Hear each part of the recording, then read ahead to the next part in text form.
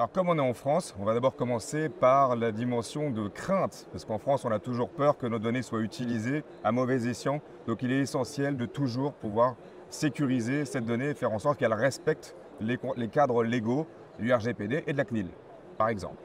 Ça, c'est les craintes.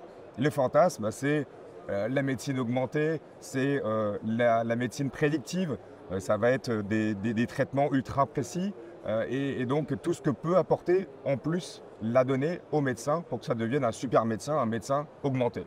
Alors, en réalité, aujourd'hui, on est plutôt dans l'optimisation de la prise en charge du patient parce qu'on a une connaissance complète de l'historique du patient, par exemple, parce qu'on a, on a l'ensemble des examens qui sont disponibles. Donc, voilà, on va être dans une optimisation de la prise en charge, donc du parcours du patient au sein d'un établissement de santé pour être sûr qu'il va aller dans les bons services de manière chronologique. Et puis, on va être, par exemple, aussi sur de l'optimisation de flux de patients. Ça, c'est très intéressant pour l'hôpital aussi. Comment je fais pour optimiser les flux de patients en urgence, m'assurer que je vais réussir à recevoir l'ensemble des patients en urgence. Ce qu'on peut attendre, c'est d'une part de l'aide au diagnostic. C'est essentiel que le médecin soit toujours mieux équipé avec des informations toujours plus précises sur l'historique du patient et sur l'ensemble de ses examens. Ça, c'est la première chose. La deuxième chose, c'est la prévention. L'objectif, c'est de se mettre toujours plus en avant dans le traitement et de faire en sorte, finalement, même avant le traitement, faire en sorte que le patient soit informé et donc toujours mieux prévenir. Ça, c'est le deuxième point.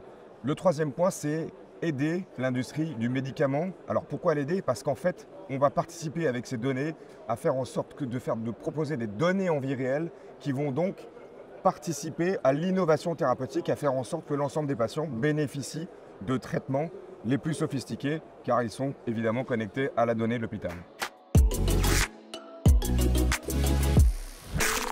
Alors le système français est très mature. On a déjà par exemple le PMSI qui existe depuis des années, qui est utilisé dans les hôpitaux pour suivre l'activité financière, mais aussi toute l'activité en fait de l'hôpital.